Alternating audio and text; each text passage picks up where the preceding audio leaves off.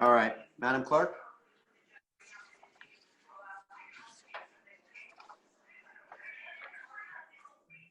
Go ahead, Deb. You're on mute. Am I off now? Yeah. Am I on? You're Okay. on now. Okay. Councilmember Von Rudenberg, Here. Deputy Mayor Canestrino, Here. Deputy Mayor Sims. Dave? Dave's Here. on. Councilmember Pataglia? Did he come on? All right, he'll be on shortly. He's on. He's muted. I just Alright. have the request on mute. Councilmember Pataglia?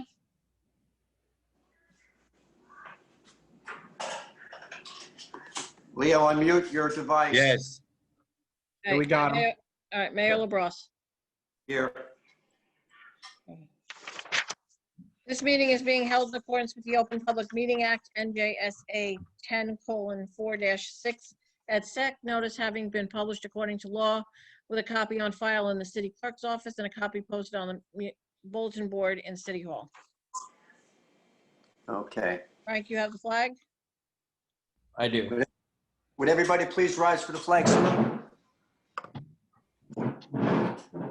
I pledge allegiance to the flag of the United States of America. and to the republic Republic Which for is which it stands, one nation, under under God, God, indivisible, indivisible, with with liberty liberty and and justice for all. justice for all. Thank you. Okay, with that, we'll go right to the agenda, please. Ted? Okay, the committee of the whole agenda for Tuesday, September 22nd, 2020. First is a discussion item of a resolution, Bergen County CARES Act resolution. This resolution is formalized by Bergen County for a reimbursement for COVID-19 expenditures for our city and all the municipalities in Bergen County. So with approval, Deputy Chief Nyland will be submitting for expenses on behalf of the city to recover from our out-of-pocket expenses that are covered under this threshold, which will help us, financially in our budget. Pretty much a no-brainer. Any comments from the council? Yes, I have a few because I've gotten calls through the county, through some folks I know, wondering where our request for our care reimbursement, our CARE Act reimbursement is. And even as of late last night, I texted John Nyland, who handles this, and said, what's going on? And he said it's going to be in this week. But like you said, it appears that, I'm concerned because it appears, everybody else's is in and ours isn't. So, I know we had to wait on a lot of things, but we have to stay on top of this stuff. It's important. It's a lot of money. Understood. I will follow up with John Nyland tomorrow. Yeah, just tell them to stay on it because, for me, I've gotten 2 phone calls on this already, so I want to make sure it's in. And I will add, I've spoken to Deputy Chief about this person. This resolution came up. I did speak with him about it. So it did sound like he's aware of what needs to be done. Okay. Next is the intro ordinance for the Clay Street parking. Basically, Clay Street is going to make additional parking on the south side from First to Second only, presuming because Carver Park is there and there's lots of kids in the area. So there was already a change on Clay Street for some parking in the past, but they want to confirm to keep the south side parking restrictions from First and Second Street only. So we're trying to keep people safe and obviously not curtail parking, but there is a parking lot there for participants to use the parking lot at Carver. But wait a minute, Ted. You're saying from First to Second Street, you're gonna let them park on the south side? they're going to add, I'm sorry, they're going to Allow. Allow going to parking. allow outside. south side parking restrictions to be lifted. So there's additional.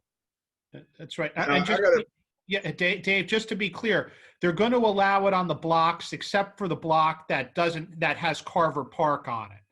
Right. So What do you Carver, the mean? street where Carver Park is will still be no parking south side.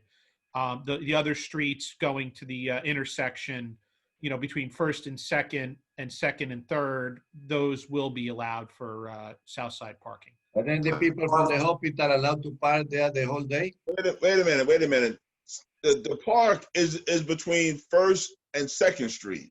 Yeah, That's that's where right. there's no- That's that's right. where there's no That's right. park. Between Railroad and, I'm sorry, I misspoke. Between Railroad and First Correct, and Second and Third, correct. that's where we're allowing the parking. Between First and Okay. Second, we're not. I misspoke. I'm sorry. I don't have, unfortunately, don't have my normal setup, so I don't have it in front of me, doing it from All right. memory. Okay. Next is the Teterboro Airport flight plan update. Deputy Mayor Canestrino, would you mind taking care of this? Sure. Since A little bit of good news. As you know, we've been talking about for a while with getting this alternate flight plan in place. It had to go through a rather rigorous, actually a two-step environmental assessment. And, that went along with that. There was public hearings. I know some folks in town went and they had to promote this and allow public comment. Well, the good news is it's been approved. So finally, everything's been resolved, all the comments, et cetera, and the plan's been approved. Now, there's still 2 more steps before the flight path can be used. The second step is the publication of this, which they apparently only publicize these kind of documents on a certain time schedule. So the next available one for us is in December. So hopefully this publication date, we're on target and on the agenda for that, gets met in December. And the second part is the training of the folks in the air traffic control department at Teterboro. And that's where I was actually speaking to some folks in the FAA in Washington last week, where I'm trying to get that training done in parallel. So we have to wait for this publication date. Let's get the training done now so we hit the ground running. But, they're still claiming that their hands are tied with COVID restrictions and doing, one-to-one type of training and whatever. So I'm going to stay on top of them, and anyone who can write to congressmen or folks that they know in the area to say, listen, let's get this training done. We have a number of months. Why put it off if we can possibly and reasonably get it done? Because if you remember, this was it was a test flight path for 6 months. So the folks in Teterboro did have some training. I mean, because this was offered, yes, some time ago. But to me, everything has to be safe. Absolutely. Everyone has to be trained. No denying it. But I think, that we have to try, and it's been pushed off, and we have to try and get it accomplished. But this is good news. We're happy it's finally been approved, and it has everyone's blessing, and we should feel it's another milestone we met. So thanks for everybody in the town that supported this, and on to the next one. Okay, thank you, Deputy Mayor. Next is the discussion item for a skate park grant opportunity. Tony Hawk Foundation Skate Park. The latest round of applications has been announced. City is eligible to apply. The grant would help fund up to $25,000 towards the construction of a new permanent and concrete skate park in the underserved, underprivileged community with inadequate skateboarding facilities. So the foundation would want to see, as part of the requirement, to see some planning, and the funding has been completed before applying. So the following items would need to be included in the application. Conceptual plan prepared by a skateboard contractor.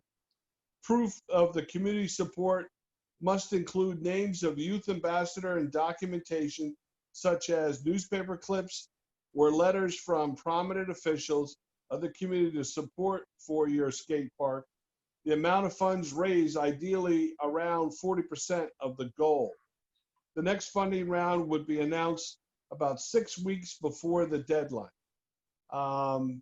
The skate park requirements are not insurmountable, but there's a few. So it's not a complete walk in the park, no pun intended, but it can be achieved. It's just a question of the discussion of the mayor and council and how much support and how much time are you prepared or interested in putting in this. Obviously, we're always looking for recreation for our youth in the community, and some of it is organized and some of it, you know, is skateboarding, which is probably more freestyle, so to speak. All right. What's the next step? Basically, we would fill out the application and start to have a community support meeting and decide, basically through the skateboard contractor, basically put a plan together on what the cost of this would be.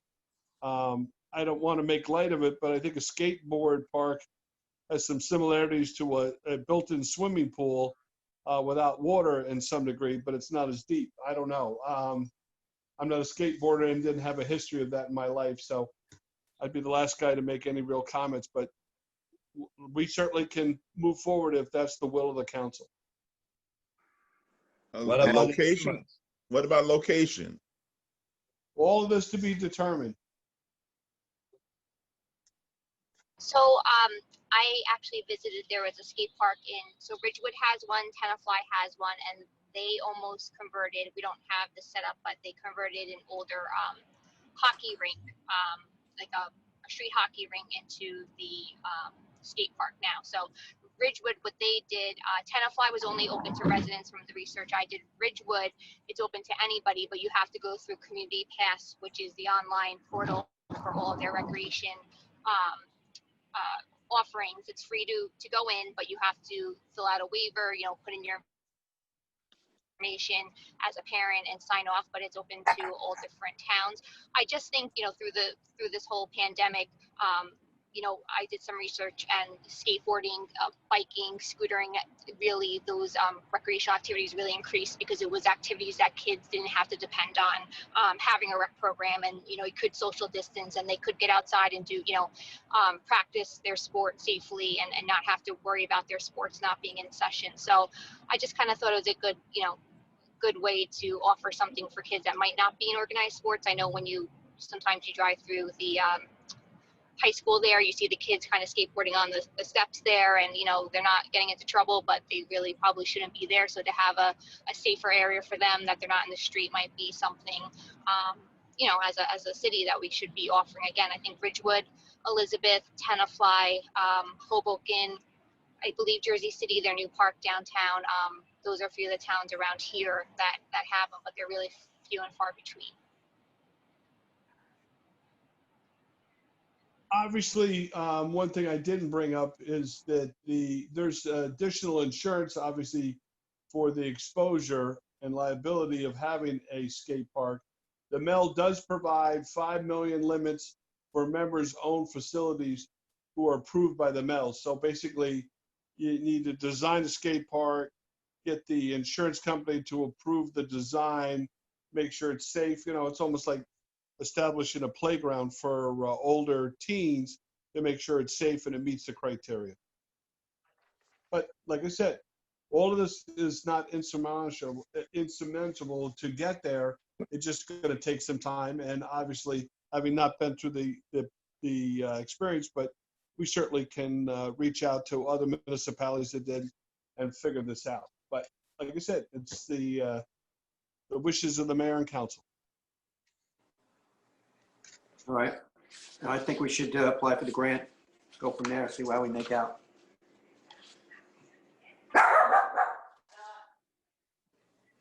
Any other comments?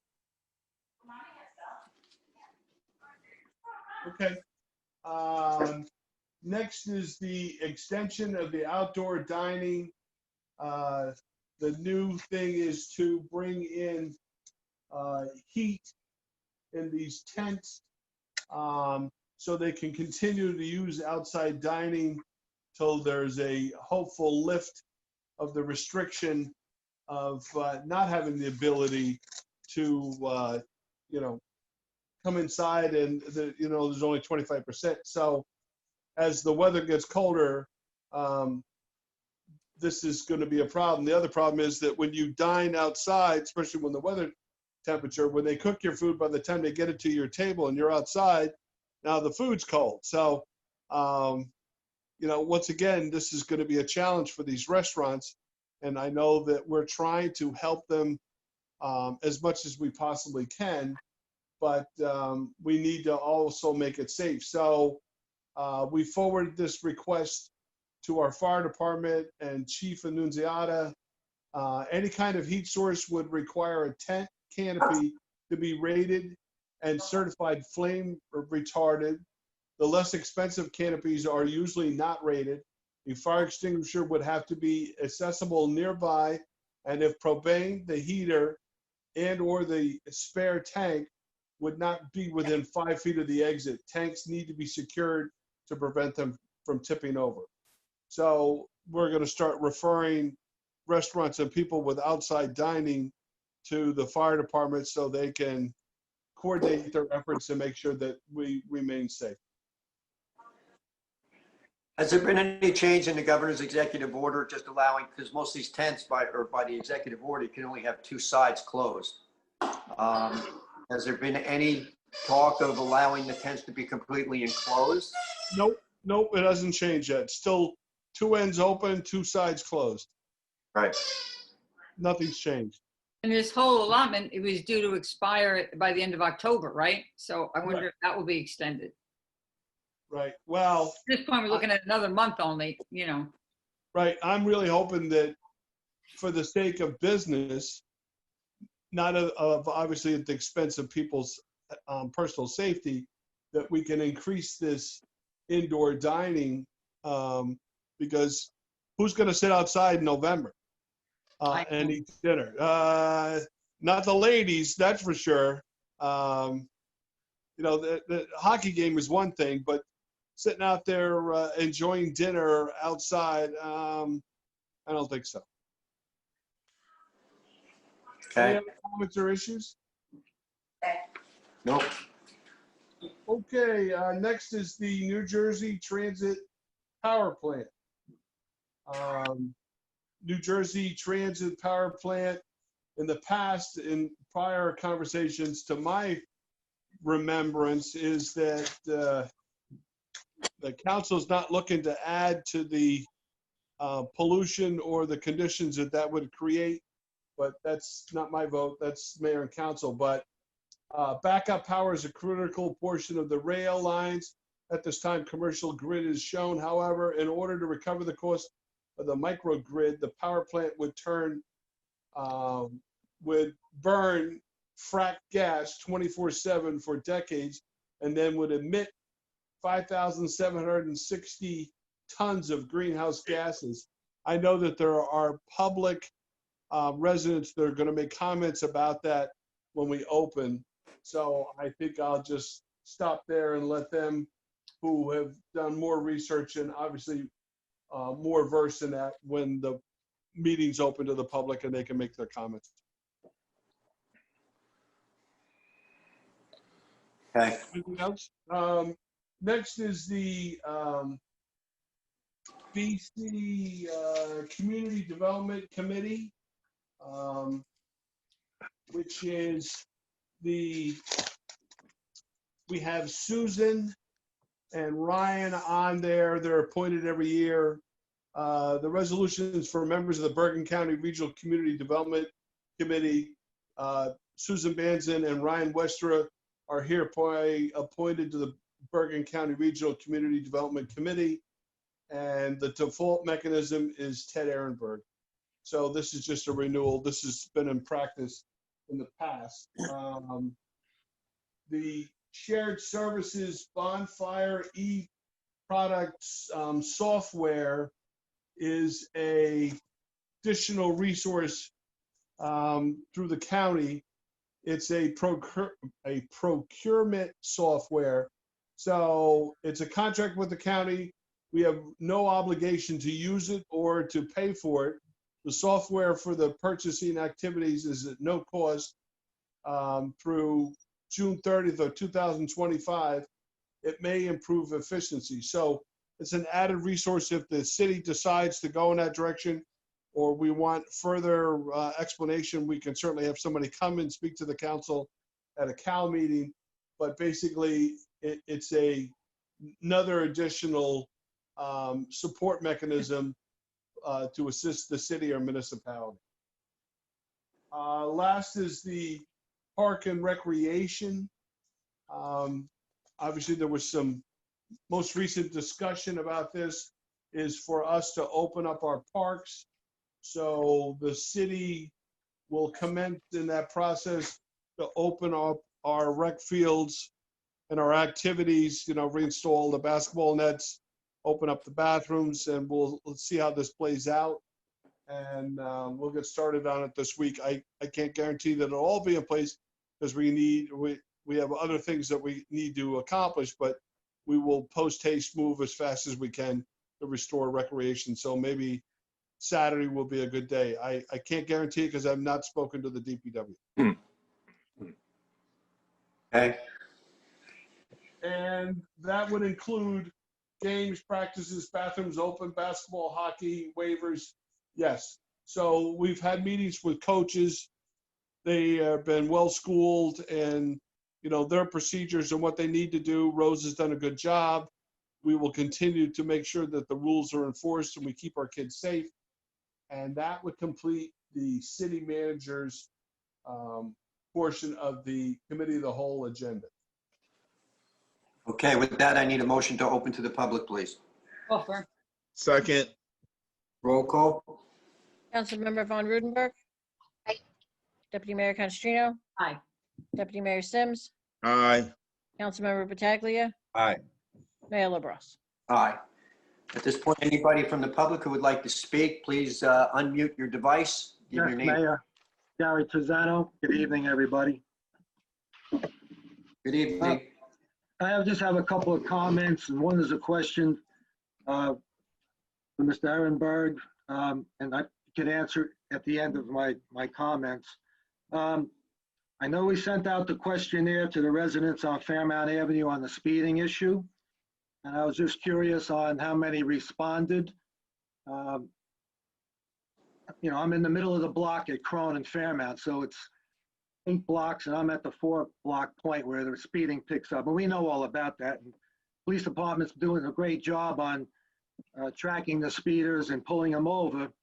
But just this past week in Paramus, on the Paramus side, the Bergen Mall side of Spring Valley, between Maywood Avenue and Farview Avenue, they installed another one of those electronic speeding signs, solar powered, and they already had one on the eastbound side. So I guess there's a speeding issue now that the mall is wide open and there's more and more traffic. So I think it's a good idea. That's how I responded in my questionnaire, but that's what I'm saying. How far along are we? We can keep setting up the speed traps forever, but to be fair to the people coming down the block in their vehicles, I think the warning has to be in place. And I gave my ideas on the form, but I'm not going to go into that. You guys have it. The other item is Stein Park. I know that you guys are moving towards trying to go out to bid with some type of a plan. I am requesting on behalf of the Environmental Commission that part of the program includes the removal of the asphalt area where we made a presentation to have a Serenity Garden last year. Now it's a year later. I know the pandemic got in the way, so I understand that, but I believe that we should try and move forward with that. We have plenty of volunteers and funds waiting in the wings to enhance the area if we can get the asphalt removed. I think that should be included in the bid process. We did not go ahead with the dog park, so whatever monies were allocated in the original bid could be applied to that removal. The other side of it is I just saw a fundraiser out of New York City, a Parks Conservancy group that do raise funds. They protect their parks, they enhance their parks, and I'm thinking maybe Hackensack could do something like that. Take the cost off the taxpayer to keep things going in some degree. and raise the funds, and let's keep it going. People want parks. People love parks. It's a great amenity since we have our redevelopment going on in town. People have to have somewhere to go. So anyway, that's really all I have to say. As far as the power plant, we know we sent a letter to HEC to the council on that, and I see names here that people are probably going to speak. But anyway, that's all I have, and thank you very much. Thank you. Ted, do you want to answer, if you have a response from the Fairmount letters? Yeah, the police department is I don't have the exact numbers that have been returned, but I know that they are returning the questionnaires. The city has bought 10 new radars, 2 new speed trailers, 2 new devices for tracking when you enter the speed. If you're exceeding the speed limit, the signs will flash, and we're going to purchase several more when we have identified the position. So Gary's request for this to move forward is moving forward. I want to make sure that obviously that enforcement's not just Fairmount Road. We have speeders obviously throughout the town. The only way they need to do that is to make sure that all the cars are equipped with radars in them, and the officers that are in them are trained and certified to run radar. So we are moving on this. Unfortunately, I did not realize when we first started that we had limited equipment to start this prior to my service, but we're going to get there because we're spending the funds to make sure that we keep the city safe and the residents that live here. Okay, thank you. Next person, please. Richard Salkin, Hackensack, New Jersey. I'd like to ask a question first. Generally, the city attorney advises the world at the conclusion of the work session what was discussed in executive session. And I know litigation is on there, but that's just usually pro forma. Were any cases discussed in executive session, and can you identify them, please? Yeah, and quite frankly, I apologize for that. No, I wasn't. That's my bad. Yes, we discussed the Greenman case. We discussed a workers' compensation case involving an individual named Soroka. We discussed case involving Wayne Vriesma. Those were the specific litigations that we discussed. Okay, thank you. Thank you. My apologies. That is I wasn't. I should I have. wasn't seeking to attack you for it. Yeah, the Greenman case. I don't know if you were planning on advising the public about what took place, but I think someone should. And that is on the 12th of this month, the federal judge denied the city's motion for summary judgment, which means she's got a viable case that's going to get to a jury against Mr. LaBrosse, Mrs. Canestrino, and the city. That's Rose Greenman, the former councilwoman. The allegations are pretty ugly. She accuses both of you of making very severe and serious anti-Semitic remarks. I'm not going to say they're true. I can only say this. I was in that case at one time, as I think you may recall. And what she alleged against me was factually true, although legally did not amount to a case. So I guess the jury will decide it. But that's what I'm hoping doesn't happen. I know there's animosity in this situation. But, don't exercise your animosity on the back of the Hackensack taxpayers. It's a 1983 action. Legal fees are at play. Mr. Kleiman, I'm sure, and I know he has publicly discussed that in certain settlements, that you have to avoid getting creamed. If she might get $25,000 in return, you can get $500,000 in attorney's fees.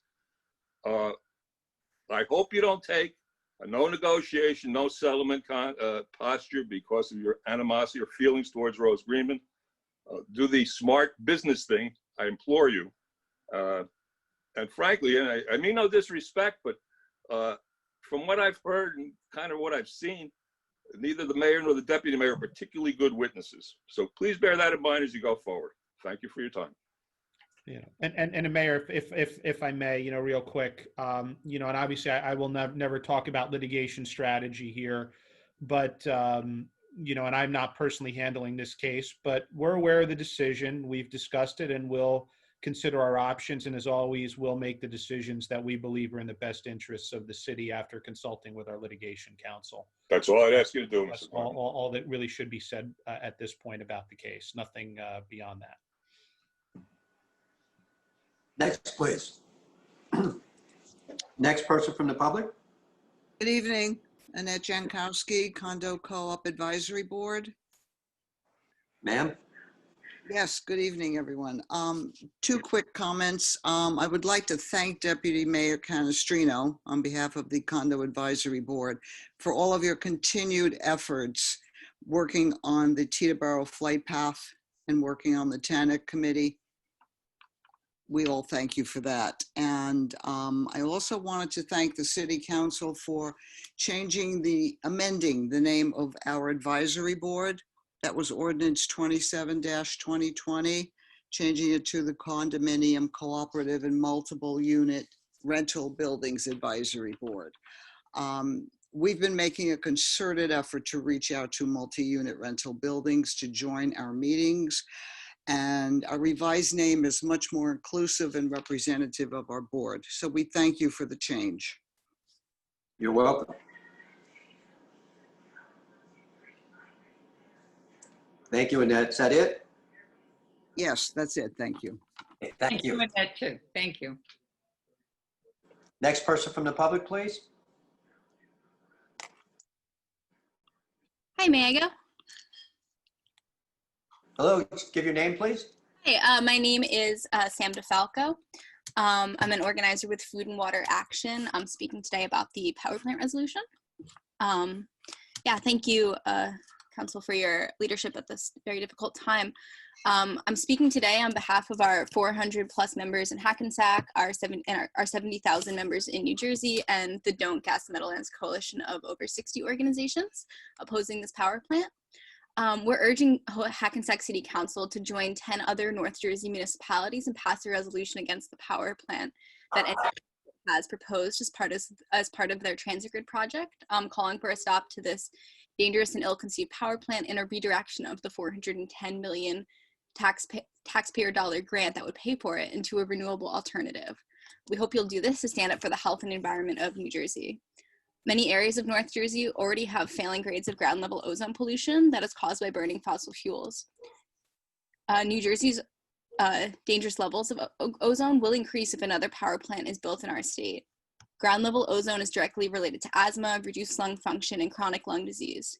Right now, more than 700,000 New Jerseyans suffer from asthma and 300,000 others live with chronic obstructive pulmonary disease. And this is directly tied into our current global health crisis because chronic lung illness is one of the major factors that increase one's risk of dying from COVID-19. Governor Murphy has an obligation to uphold his commitment to protect environmental justice communities. We cannot have any more major polluters in our state, especially in communities that have historically been made to face the brunt of the pollution burden. It's also completely egregious that in 2020, when the science is clear that we must drastically cut our emissions in order to avoid the most disastrous consequences of climate change, that a state agency is seeking to build a natural gas plant. We all suffered through Hurricane Sandy, and we know we need to build infrastructure that can withstand worsening effects of climate change, but it's completely ridiculous to build climate change resiliency using fossil fuels. Our coalition has done the research to demonstrate that NGA Transit's project could be powered using a renewable energy powered state-of-the-art hybrid microgrid that would be more resilient and more economical without any of the negative health impacts a full-time 24/7, 365 frac gas burning power plant would have, and would actually promote climate resiliency, achieve Governor Murphy's own goals, and create green jobs in our state. Whether or not this project is built will set the course of New Jersey's energy future. So we urge you to pass this resolution to protect the health and future of New Jersey. Thanks for the opportunity to speak tonight. Thank you. Next person, please, from the public. Please unmute your device. Hearing no one from the public. Hi, I'm Paula Rogovan.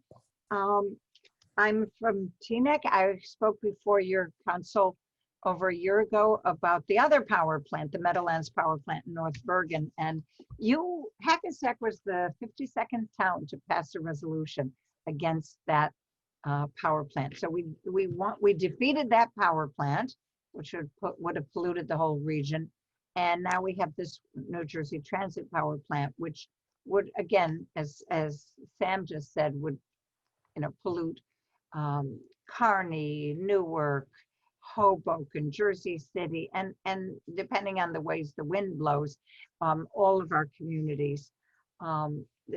The impact would be particularly bad in communities of color, which Governor Murphy has promised in his Executive Order 23 to protect.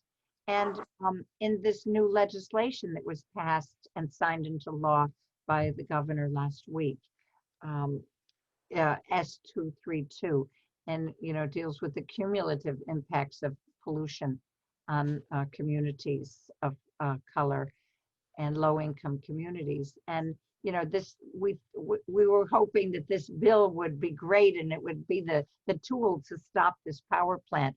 Unfortunately, that legislation the law will not be implemented for at least a year, and it won't cover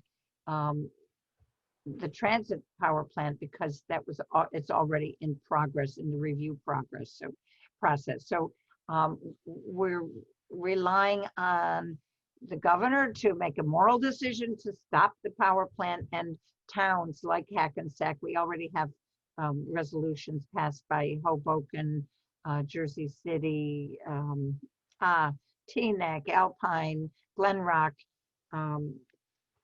Ridgefield, and so on, have already passed the resolution that we hope you will pass. And the exciting thing is that we have an alternative to it. We need a microgrid. Obviously, we need a microgrid to run the trains, especially if they've been knocked out during a weather event like a hurricane. But we have worked with some experts to develop a hybrid renewable energy plus battery storage microgrid that would involve solar, perhaps even hydro from the Hackensack River, wind, and so on.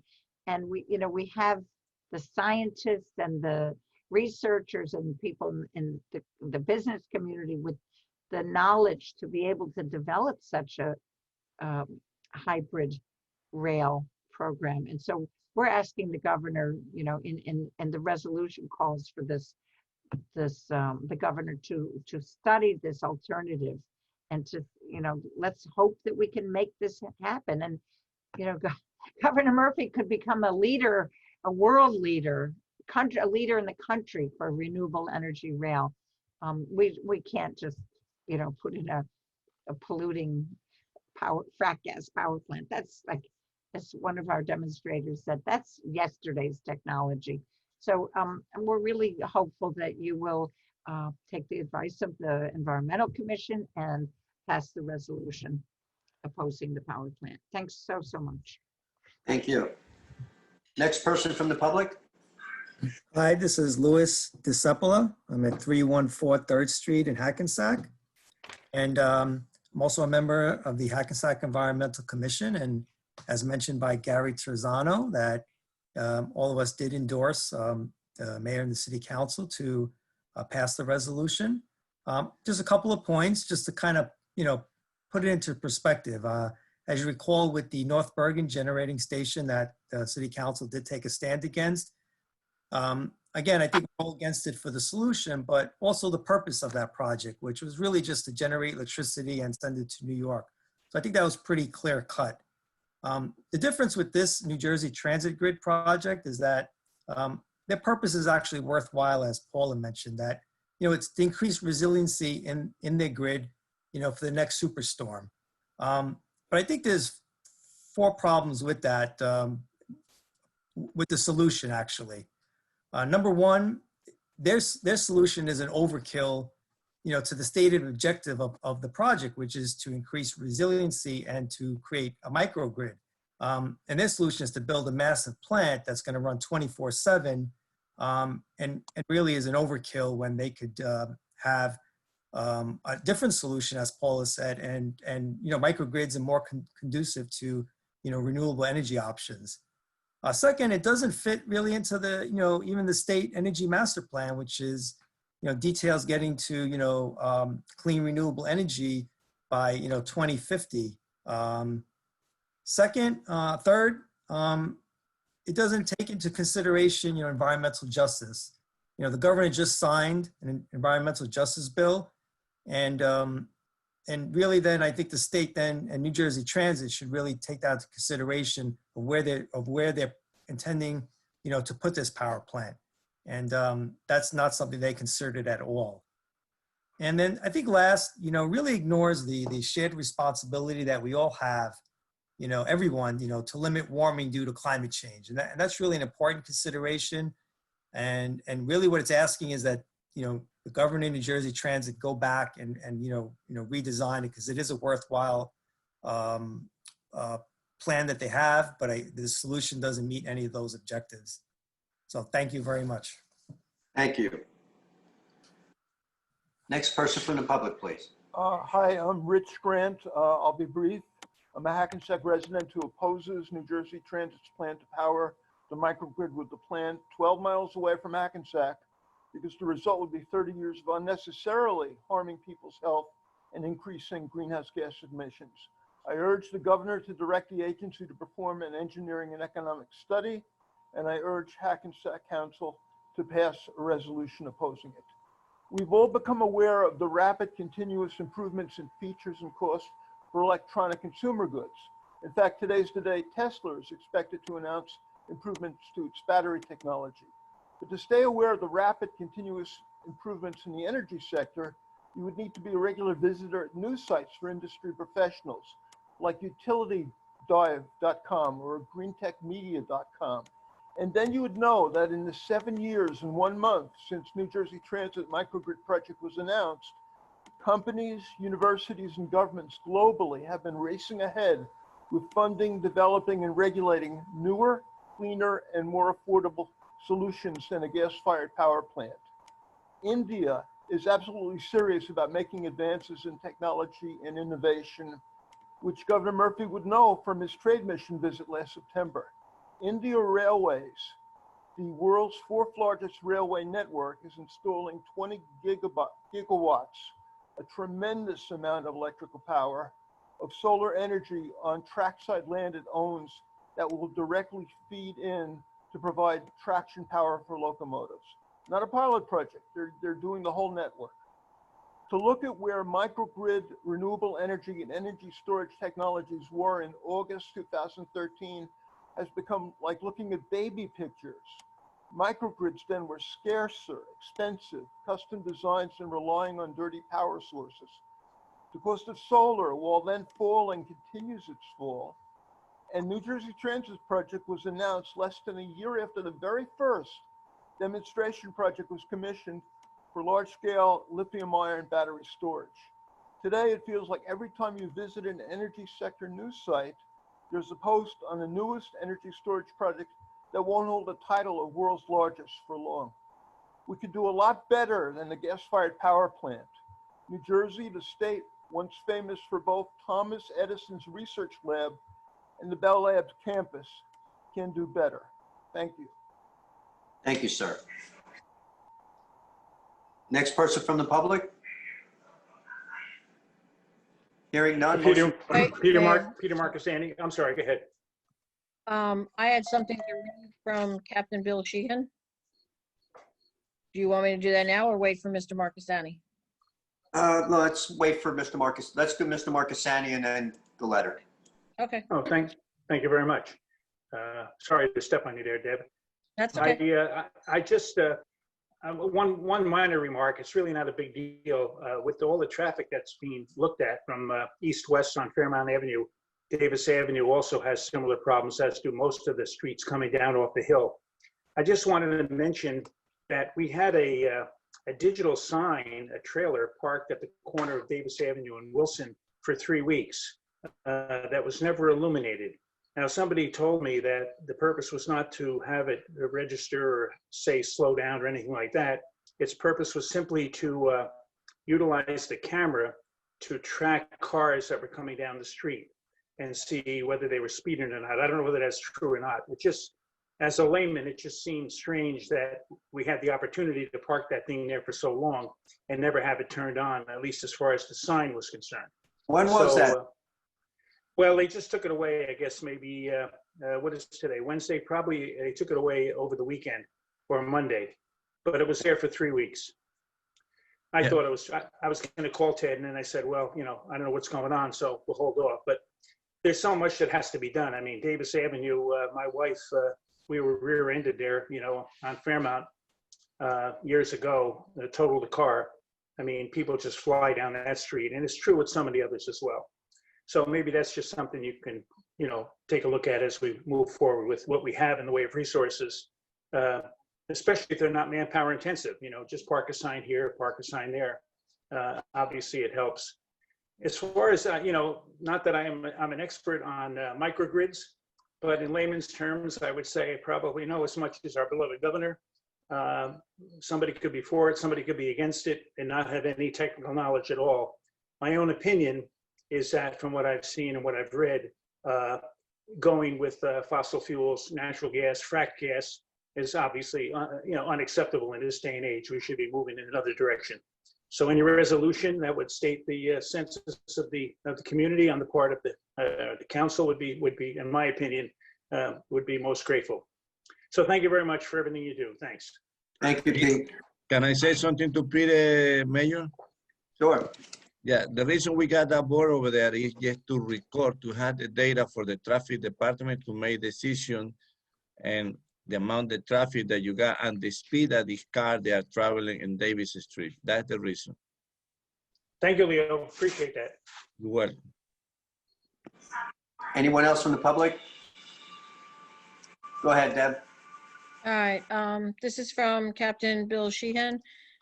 Mr. Mayor and members of the Hackensack City Council, Hackensack Riverkeeper would first like to take this opportunity to thank the city of Hackensack for the work being done to separate our combined sewers and reduce both flooding along Main Street and water quality in the river. It is an important and much needed upgrade. In relation to the resolution being presented tonight in opposition to the New Jersey Transit Power Plant in the Meadowlands, we wholeheartedly oppose adding more fossil fuel infrastructure to the Meadowlands and support the resolution opposing the plant. If New Jersey intends to meet its renewable energy goal of 100% renewable energy by 2050, projects like this that will tie us to natural gas-powered energy for decades to come simply cannot be permitted. As long as viable, cleaner alternatives to fossil fuel energy exists, we explore and encourage the use and development of those over fossil fuels wherever possible.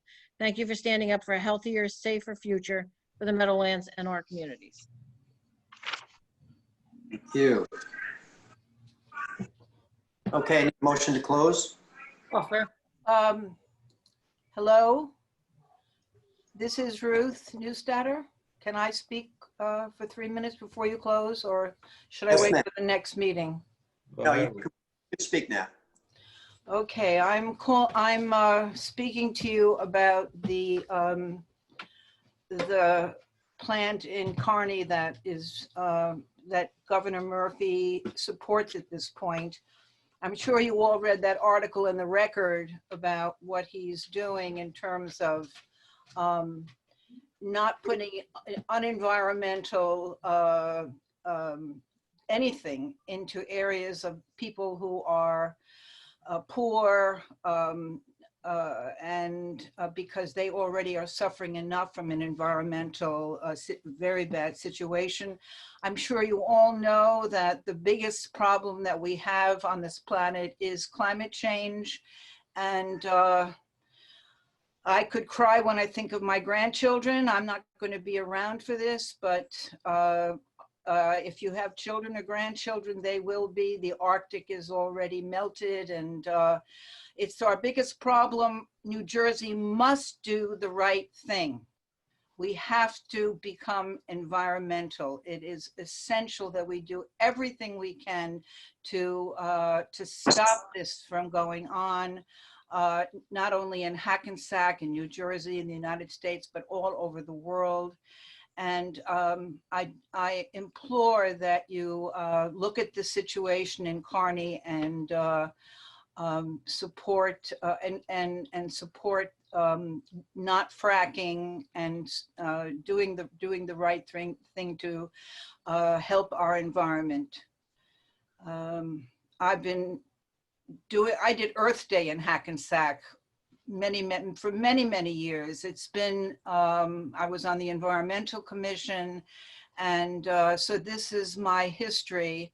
And I know many of you, I hope that you look at that article, it was last week's article that in the Record, Governor Murphy wrote. I should have brought it up and shown it to you, but I didn't. I don't think you can see me anyway, even though I combed my hair for this occasion. So that's basically it. It's a very serious situation that we have on this planet, and we have to do what is right for generations to come. Thank you. Thank you. Okay, with that, I need a motion to close. Can I just say something, John, to Ted? With Clay Street, can you make sure they put the proper signage on there about no parking when road is covered with snow? Yes, sir. Thank you. Okay, motion to close to the public, please. Yeah, offer. Second. All in favor? Aye. None opposed. See everybody, I need a motion to close the Cal meeting, executive session. Offer. Second. All in favor? Aye. Aye. Motion to close the council of the whole. Offer. Second. All in favor? Aye. Aye. None opposed. See everybody on the next meeting.